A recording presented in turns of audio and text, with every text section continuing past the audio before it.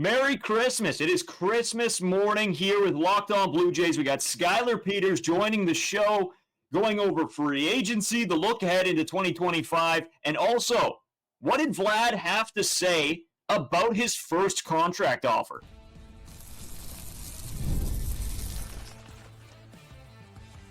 You are Locked On Blue Jays, your daily Toronto Blue Jays podcast. Part of the Locked On Podcast Network, your team every day. Welcome back to Locked On Blue Jays. Thank you for making Locked On Blue Jays your first listen every day. We are free and available wherever you get your podcasts and on YouTube. Part of the Locked On Podcast Network, your team every day. The NFL playoffs are almost here, but it's not too late to get in on the regular season action with FanDuel because right now new customers can finish the season strong with $250 in bonus bets if your first $5 bet wins. Visit FanDuel.com to get started. As always, I'm Braden Wasco. He's Carter First. You can find us on Twitter, Braden5Wasco. Carter First, too, as well on Instagram and TikTok, at Locked On Blue Jays. If you're new here to YouTube or listening anywhere else, make sure you hit the subscribe button. It helps us out. It's free to do so. You get podcasts, live streams, videos, shorts, whatever you want. It's all there on YouTube. Make sure you guys go and hit the subscribe button. As well, Discord link is down in the description to talk Blue Jays with us whenever you want. Big show today. Merry Christmas, Christmas morning. It is not Christmas morning right now for us. We are pre-recording this because, we also would like this, I don't really want to be thinking about Toronto Blue Jays baseball Christmas morning when I'm sitting around my family trying to have a nice, hot coffee in the morning. That's a speed of ruining Christmas right there. If you think about the Toronto Blue Jays on Christmas Day. Very rough, dude. I couldn't imagine right now. But hey, if you're listening, we do appreciate it on Christmas morning. So in saying that, maybe maybe some people are crazier than us. Skylar Peters joins the show. You joined it, I don't know, what is this, your millionth time joining now? Because we just can't stand to talk this offseason, just the two of us anymore. Well, it's the phone's been pretty quiet lately, boys. So clearly you got desperate with the Christmas episode and just had to do what you had to do and bring me back on. But I'm first of all, I feel bad for you guys because you got to do this 5 days a week and there's just not a whole lot to talk about. Like we were sitting here before the show rolled and I was almost falling asleep thinking about this off season. Second year in a row, it's kind of going down the same path, but still some guys out there, there's still something to talk about and hopefully, there's no second or third place finishes on some of these free agents and they can actually add to this roster before pitchers and catchers report, which is, we're looking at the new year pretty soon here. Yeah, it's coming. It's coming quick. And you know what? I don't know. I don't know. Let's take a look back at this sort of offseason. I know we got to get into the Vladdy stuff because that's the meat and potatoes out of everything that's new information, I guess. But just your thoughts sort of on the whole Juan Soto stuff. I don't think we've had you on since. How that went down. Did you have the Blue Jays in contention whatsoever? Were you just blocking everything out? After Flightgate with Shohei Ohtani last winter, I think I'd probably speak for most Blue Jays fans where there was some optimism for sure, but at the end of the day I would have been shocked if I get that Jeff Passan notification that he's signing with the Toronto Blue Jays. And I think when you see the price and the term that Soto got with the Mets, he's going to play there until his early 40s, and you're paying a lot of money for one of the best bats in the league and a guy that, doesn't really defend that well. And, once I saw that number come out, both the 15-year term and, well north of $700 million for an outfielder, I was pretty comfortable with it. But yeah, just, the Jays, like Shohei last year, put your eggs in one basket and you hope to sign, the big guy out of this free agency class and then really slow to pivot and, kind of come up with plan B. And, now we're here on Christmas morning talking about an offseason that feels very incomplete, but I think unfortunately Mark Shapiro and Ross Atkins probably think it's more complete than us three and a lot of Blue Jays fans do. If we want to see this team contend in a tough division. There's a lot of speculation. It just feels the exact same as last offseason. You're in on the biggest free agent of the offseason, Shohei Ohtani last year, Juan Soto this year. And then you're playing the waiting game. And you play the waiting game, you make minimal signings. We'll talk about those after a while. But the Toronto Blue Jays are on their way to three-peating. They're going to be in on the biggest free agent 3 years in a row. Vladimir Guerrero Jr. next season, Juan Soto, Shohei Ohtani, and they might not land any of them. And they're going to get 3 defensive gold gloves for the team as well. So the Toronto Blue Jays are three-peating, but not exactly the way you want to three-peat in the MLB.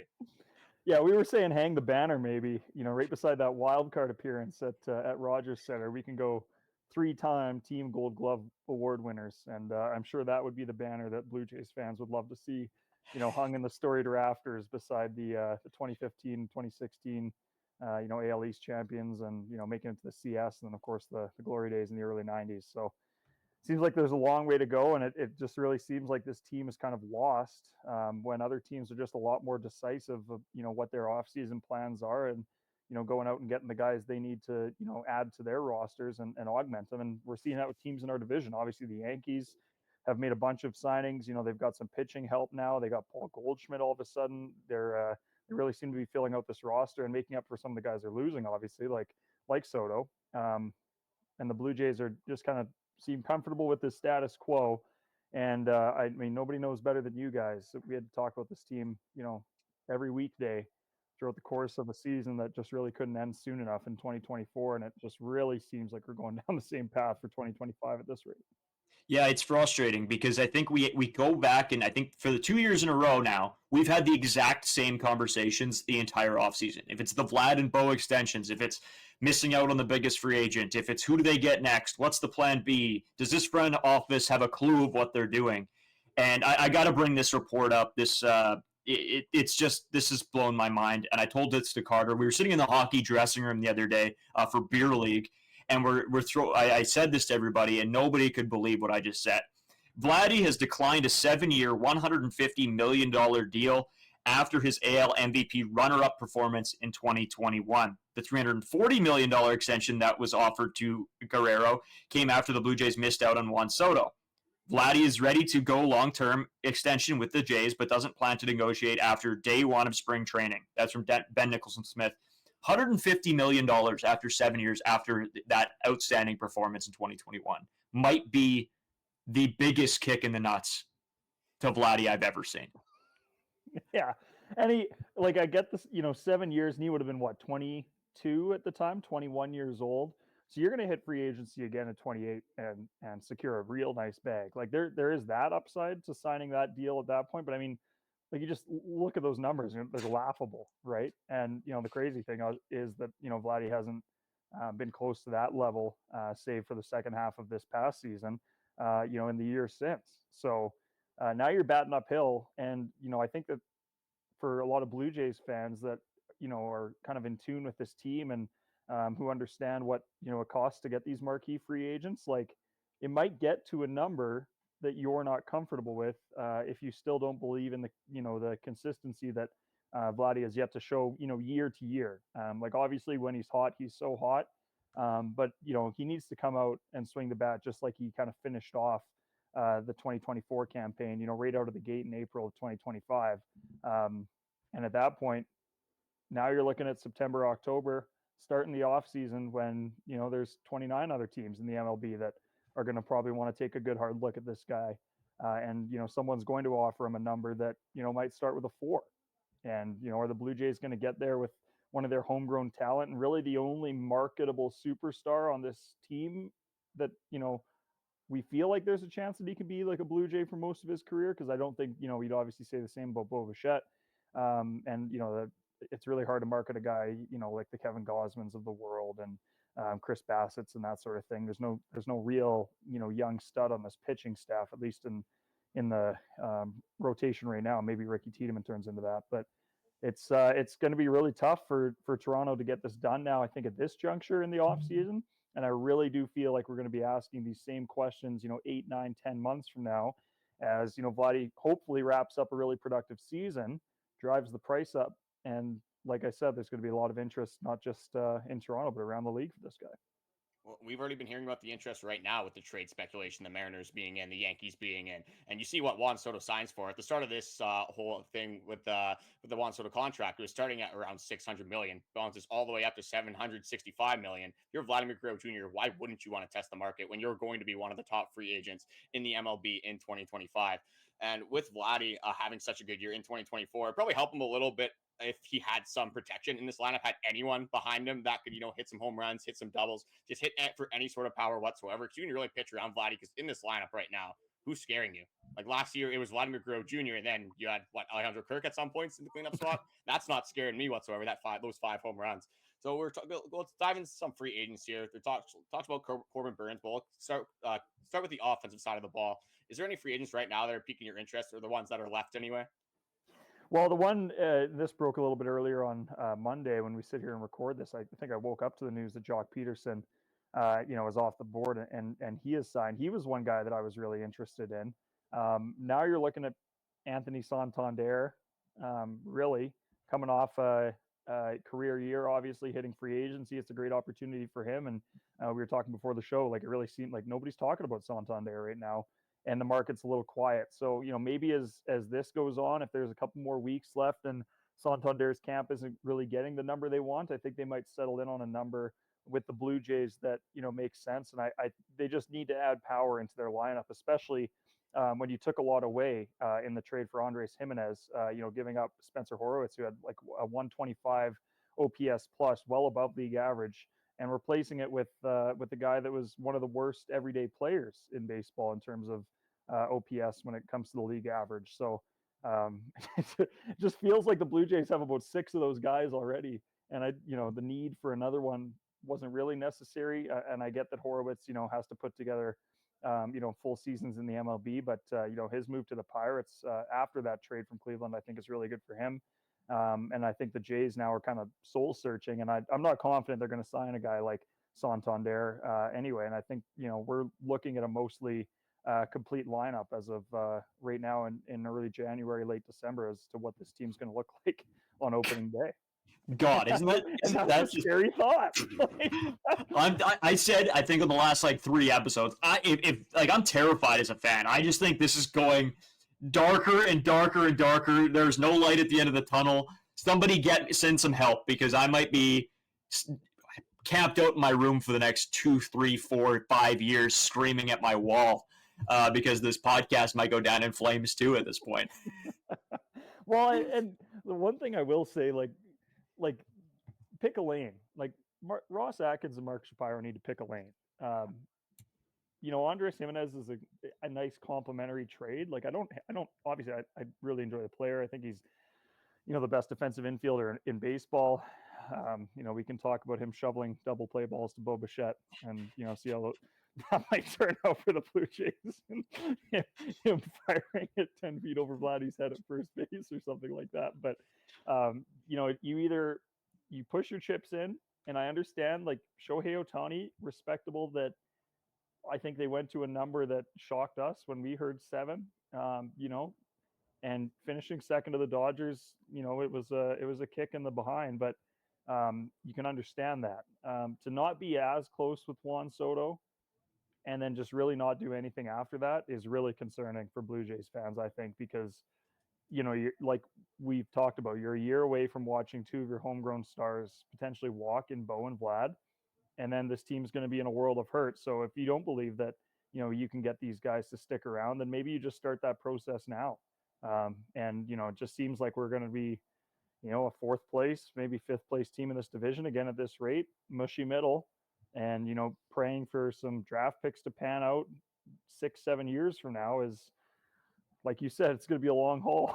There's a lot of podcast episodes between now and when Arjun Namala is going to be an everyday player for the Toronto Blue Jays and Ricky Tiedemann and these things. So it's concerning. It's not giving me a whole lot of optimism. I'm not exactly excited for April at this point, that's for sure. It's tough to be optimistic about this team right now, because you're looking at this offseason, you're looking at just the lack of signings, and then you're looking at the unbelievable prospect system that the Toronto Blue Jays have that really competes with a lot of these top prospect systems. So you can't really wait for the future, because who is your future right now? Like, you got Arjun Amal, that's going to be great. Jake Bloss might work out, but you look at a lot of these prospects, you look compared to a lot of the MLB's top prospects, they're nowhere to be found in these top MLB prospect lists whatsoever.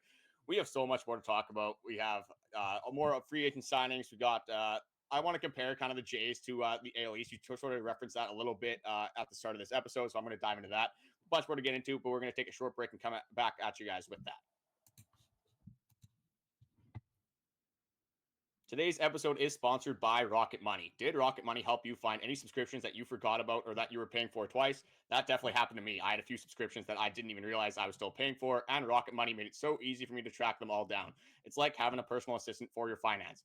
Rocket Money is a personal finance app that helps you find and cancel your unwanted subscriptions, monitor your spending, and helps you lower your bills so you can grow your savings. It brings everything together in one place, whether it's subscriptions, your spending habits, or even the goals you want to hit this year. Rocket Money has over 5 million users and has saved a total of $500 million in canceled subscriptions, saving members up to $740 per year when using all of the app's premium features. Cancel your unwanted subscriptions and reach your financial goals faster with Rocket Money. Go to rocketmoney.com/lockedon today. That's rocketmoney.com/lockedon. One more time, rocketmoney.com/lockedon.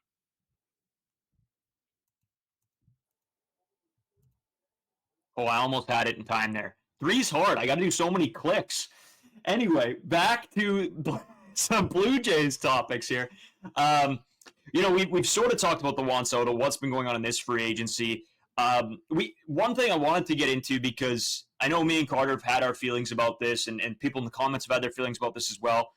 The Teoscar Hernandez possibility for a reunion. Are you at all in on that?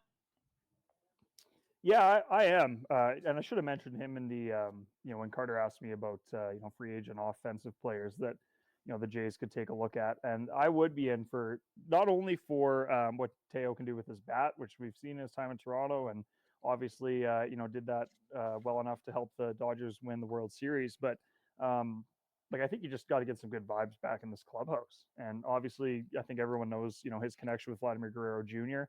And I think they work out together in the offseason. Seems like Vladdy's posting a fair bit, with or about Teo. And if you're looking at, keeping Vladdy around, this is probably a good, chip to have in your pocket. One of his best friends on your team with him again. Obviously, there's a spot in the outfield for Teo right now at left field for the Blue Jays. Might not help the team's potential third straight team Gold Glove, but I think you got to take that chance every day with what he can bring to the plate, and it's something that the Blue Jays obviously lack in power. So with I think the fit's there. Obviously, he's quite comfortable in Toronto. I don't think he really ever wanted to leave.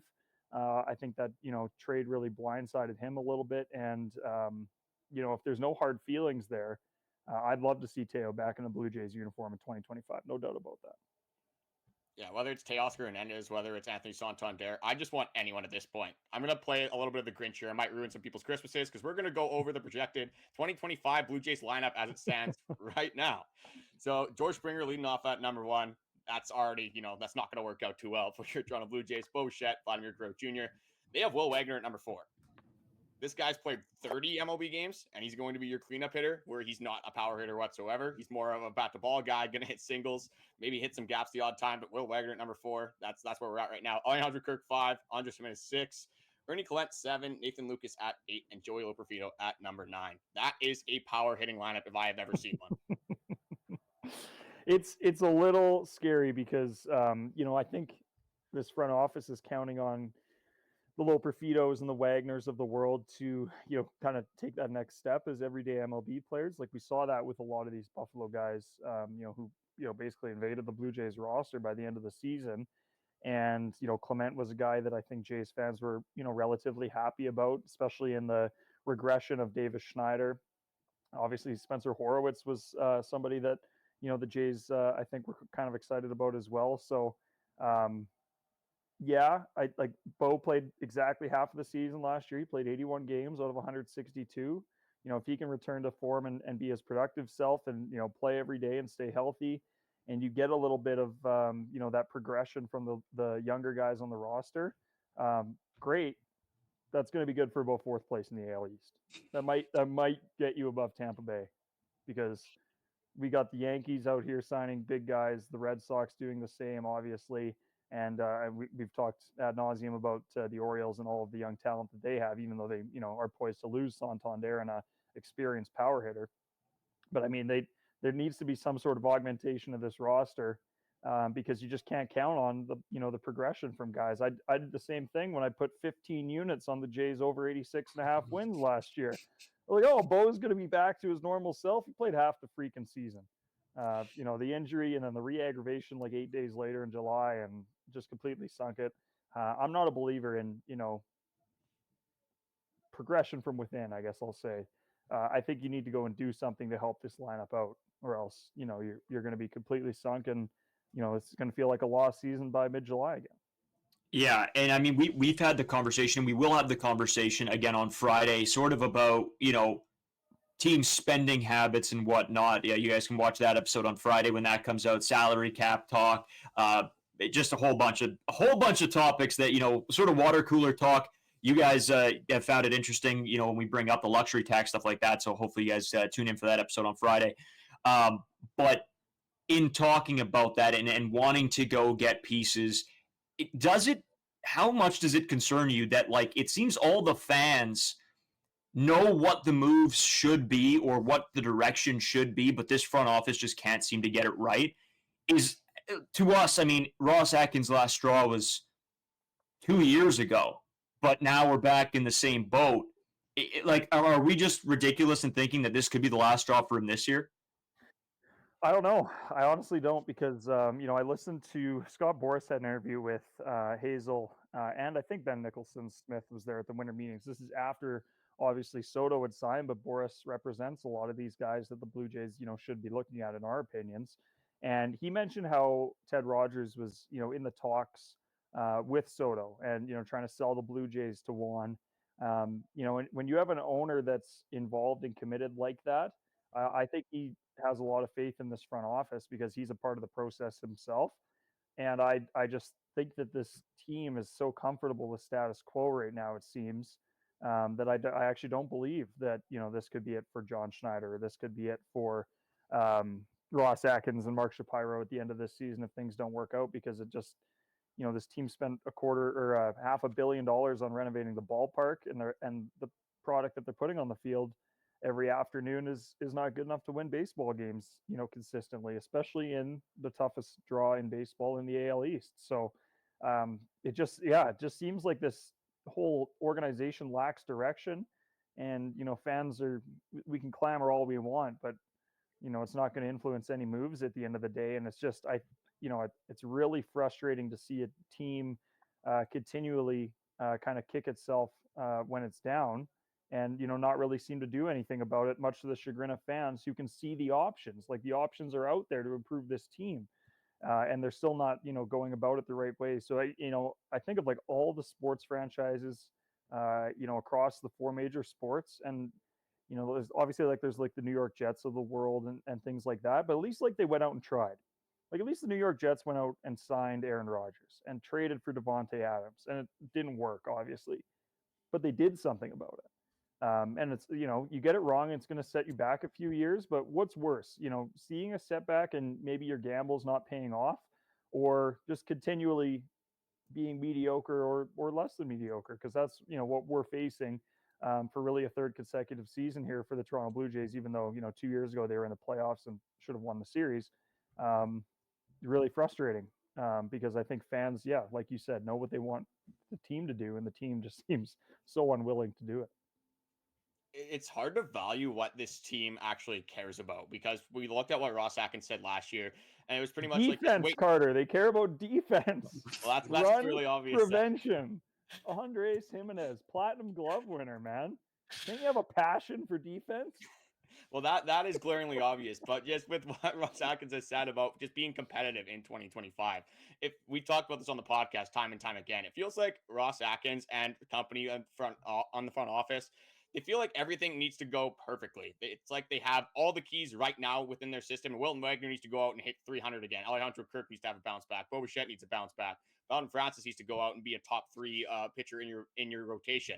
They're really relying on the guys within, and that's good to a fault. At some point, you have to realize that, hey, you got to kick the tires on this thing. Clearly, it didn't work last year. And yeah, you got to assume that some guys are going to bounce back. Bichette takes that step again. Andrew Kirk maybe has a little bit of a better season. Maybe Andrus Jimenez can get closer to what he did in 2022. That's a lot of what ifs. It's a lot of what ifs for a baseball team that had 74 wins last year. And I said I wanted to go over what some of the other teams in this division have done. The Red Sox got Garrett Crochet, Aroldis Chapman, Walker Buehler was just signed today. If you look at the Yankees, Devin Williams, Cody Bellinger, Paul Goldschmidt, Max Fried. Loizaca's also there. The Rays. Not really going to go over them. They traded away Jeffrey Springs. And the Orioles got Tyler O'Neill and Gary Sanchez. And what have the Toronto Blue Jays done? They traded for a guy, like you said, below average, league average OPS. You got Yimi Garcia back. Not a bad move, but you kind of want more for a bullpen that was bottom 3 in all stats in baseball. And then they signed Josh Walker, a left-handed guy that had like a 5.56 ERA last year. And with the bullpen, it's nice to do this trial and error stuff. But at some point, you just want a signing that feels like a sure thing and that can help this team in 2025. Yeah, the one thing I will say about the bullpen, like the addition of Sandlin in that Orelvis Martinez trade too, I think is a good one. Kind of flying under the radar, obviously, because Martinez was the feature piece of the trade, if you will. Horwitz, you mean? For that yeah, sorry. Yeah. And then obviously, you non-tender Jordan Romano, who is a Canadian, who was beloved in the city and, the country with Blue Jays fans. And I guarantee you, he goes to Philly on a $9 million deal and he bounces back. Maybe there's less pressure there to be the guy. Obviously Yimi Garcia is going to probably be the Blue Jays closer and he needs to be the guy. I think if he stays healthy, he'll probably do that. This bullpen's still an arm short. This rotation obviously is still an arm short. Corbin Burns is still floating out there. I think that's the biggest splash the Blue Jays could probably make still this offseason is actually augmenting the rotation with Corbin Burns outside of, the Santanders and the Teoscar Hernandezes of the world. So, this pitching staff needs to bounce back, obviously. The only sure thing about this team is, the defense on the field, unfortunately, and that's not good enough to win you more than 74 baseball games because you need to hit the ball. And that's just something to get the fans excited and fill up that ballpark. And I mean, it's a great place to be when the team's playing well, especially with the renos and everything now. Defense doesn't sell tickets, and I think the Blue Jays need to start looking at this from a financial perspective after, all of the money they've spent on, upgrading the Rogers Center. And it seems like, it's all about turning the seats to face the infield and maybe not signing a left-handed bat. It just doesn't seem like our priorities are in order right now. They're worried about how many loony dogs they can spew out to the fans. We'll break the record this year, I'm telling you. Every year. Me and Carter... We got to get out for a Tuesday. Like, it's just like, obviously it's the middle of the week and it's hard to do, but I need a loony dog day. I need to say how many you eating? Well, are you doing 9? I've eaten the hot dogs at the stadium. On loony dog day, I would do the 999 for sure. You would go for it. Well, going all out. Yeah. And like the Blue Jays, I'd probably sputter out after about 4 innings. So I mean, that might be more entertaining than the actual product on the field, watching you do the 999. We're live streaming Peters doing the 999 challenge at the Blue Jays game.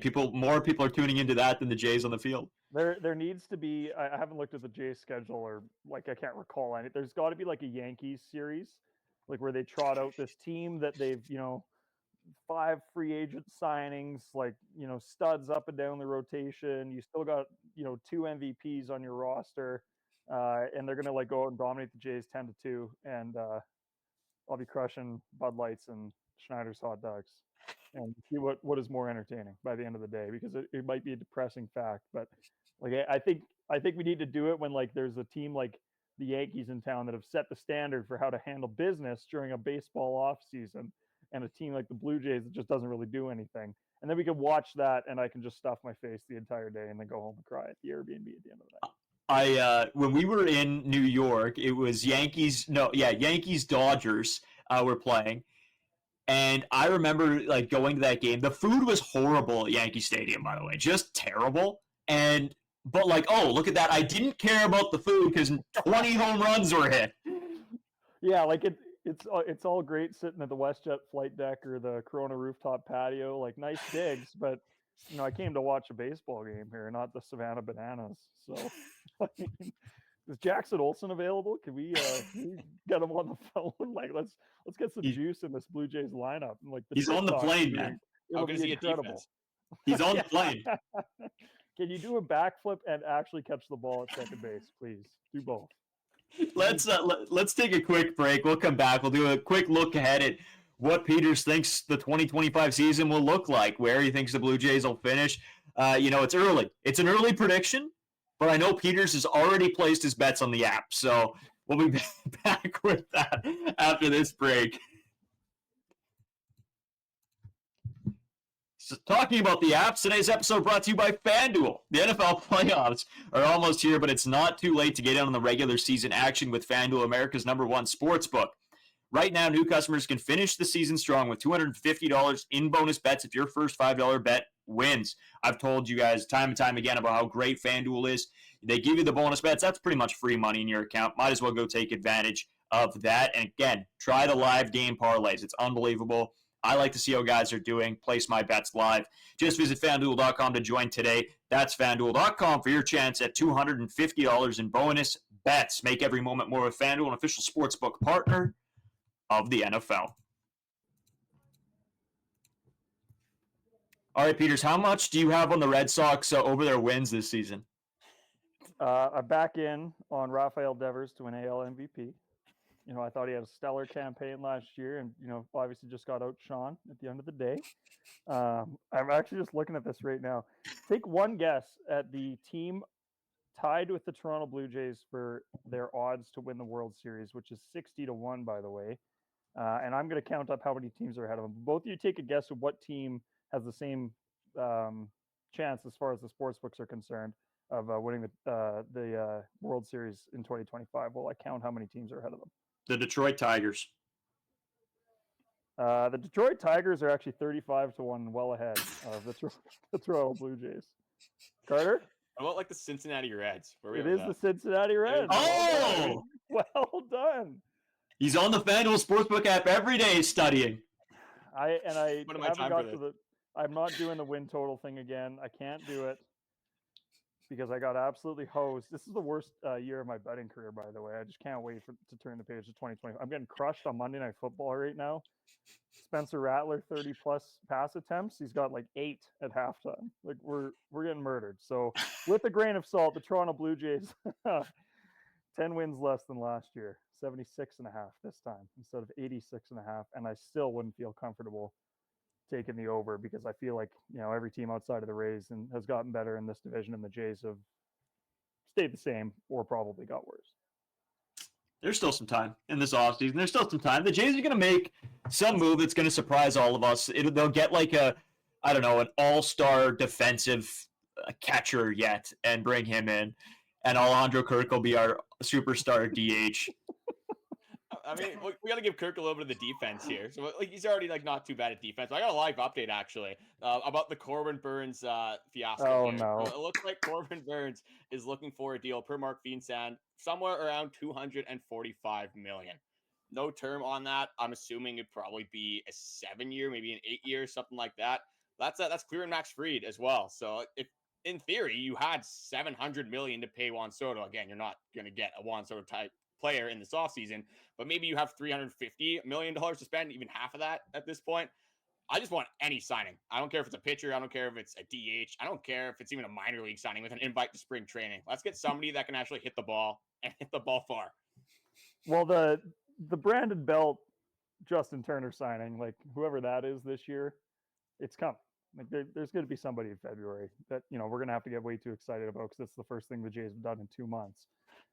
But just on the topic of Burns, like 7 years, $240 million. He's 30 years old. His last 3-4 years have been pretty electric. You know, I think the strikeouts were down a little bit last year, but like, do either of you say no to that? Especially with the fact that, you know, 2 years from now, you could lose Chris Bassitt, Kevin Gausman, and Jose Berrios, who has the opt-out after 2026.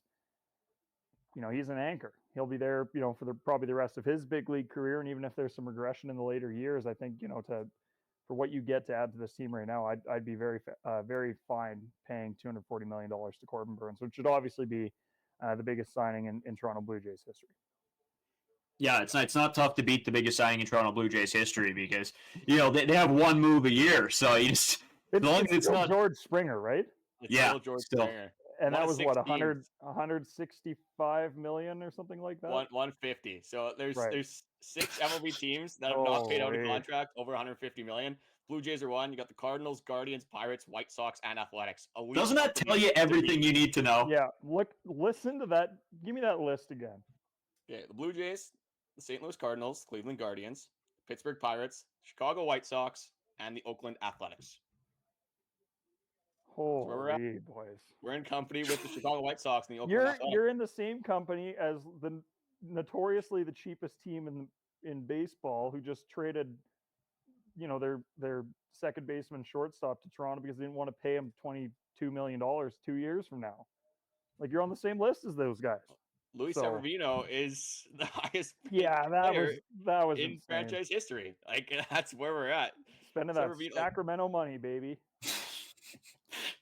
Filling up the smallest ballpark in the majors. Let's go watch Luis Severino shove. I want to get to a game in Sacramento before, obviously, they do the move to Vegas, because I think it'd be like watching the Jays in Buffalo in the COVID year, basically. Yeah, we're watching the Gold Eyes play. Shaw Park is probably nicer than wherever they're. No, Probably. Blue Cross Park, excuse me. Yeah. Is probably nicer than wherever they're going to play in Sacramento. But good for the people of Sacramento. Like, you're getting baseball for 2 years. And where are the Tampa Bay Rays going to play baseball, guys? Oh, they're playing at Yankees, Field, I think. right. It's like their Right. AA team or something like that. So talk about accelerating the stadium process. Just have a hurricane come in and rip the roof off the joint. I think they should have just played. Like, they should have found little league ballparks all around Tampa and just played one game at each of them. Yeah. Yeah. I mean, yeah, you sit here and you make fun of the Tampa Bay Rays, who've, kind of been a punching bag for most of our lives as Blue Jays fans, but we're closer to them than, being close to the Baltimore Orioles or the New York Yankees. So I can't go out and get old takes exposed here. So I'm gonna stop it right now with the Tampa Bay Rays slander. I hope the good people of Florida. I love going to Tampa for hockey games. Can't say I'm gonna rush down there for a ball game unless it's in Dunedin, but hoping for the best for them. To cap off the episode, I guess, because I mean, this is supposed to be our Christmas Day episode, and it's like I gotta be careful with how depressed I get on this episode. Like, holy moly, and this isn't gonna help. How bad do you think the Toronto Blue Jays are gonna be this season? Where do you think they finish? How many wins? If they don't go out and sign Corbin Burns, Teoscar Hernandez, Anthony Santander, one of those guys, I think they win like 73 games. I actually think they get worse than last year. And that's despite hopefully a full healthy season from Bo Bichette and Vladimir Guerrero Jr., having the same amount of production as he had in 2024. Hopefully he gets 200 hits. That was really sad to watch that final K. Or I think they walked him, didn't he? Yeah, they walked. Yeah, that really sucked. And then they pinch ran. They just pinch ran him, right? Kirk came in, right, to run the bases. Yeah. And obviously they did that so Vladdy could, walk off the field on his own and have his moment. I get it, but yeah, so you can't have anything nice if you're the Toronto Blue Jays in 2024, and I'm pretty convinced 2025 is going to go the same way. So Godspeed to you boys. Like, give me a ring anytime when you need a break, some comedic relief. I'm right here. By the way, despite your best efforts, I'll be around, fellas. We'll be suffering through 162 unless they go out and make a big splash pronto. Yeah, I guess Carter, just the last thing from me, and then I don't know, you can close it out if you want. I think that we can expect opening day for the Toronto Blue Jays for the 199th hit from Vladimir Guerrero Jr.'s career to be raised to the rafters. I mean, that would probably be one of the better banners up there. I think the Toronto Blue Jays need a Christmas miracle. That's where we're at.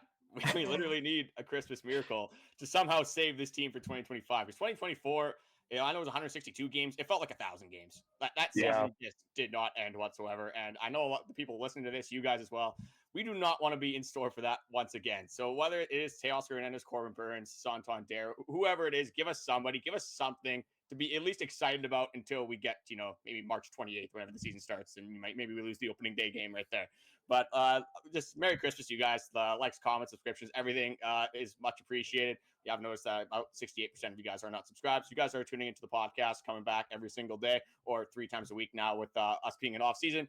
It will keep our podcast at the top of your page, and also it helps us out a ton. But you guys got anything else to add before I guess we take off for this Christmas Day episode? Skylar, where can they find you on your Twitter for all your betting advice? Yeah, pretty quiet on there lately. Skylar A. Peters. Yeah, I tweet the odd Calgary news item. That's about it lately. So I was thinking Cool. about Blue Sky. Maybe I'll get on there. I do have a name reserved, same name. So maybe I'll hop on there and we'll do something. But looking forward to 2025, boys. Always a pleasure hopping on with you boys. Look forward to chopping it up when I'm back in early January at home. And yeah, Merry Christmas to you guys and everybody out there listening. And if you're out here listening to the Locked On Blue Jays podcast after this off season and the season that we had, you're a real one. So I know these boys appreciate those of you folks who keep coming back, and I'll be doing the same, fellas. Yeah, that's all we ask for Christmas, actually, is for people still to watch this show after that just abysmal season by the Jays. So, Santa came a knocking. So, anyways, have a good one, everybody. Merry Christmas. Happy New Year. No, we'll see before New Year's, actually. So, not quite there. Anyways, Happy see you later. Boxing Day. Boxing Day is going to be unreal. I'm so ready.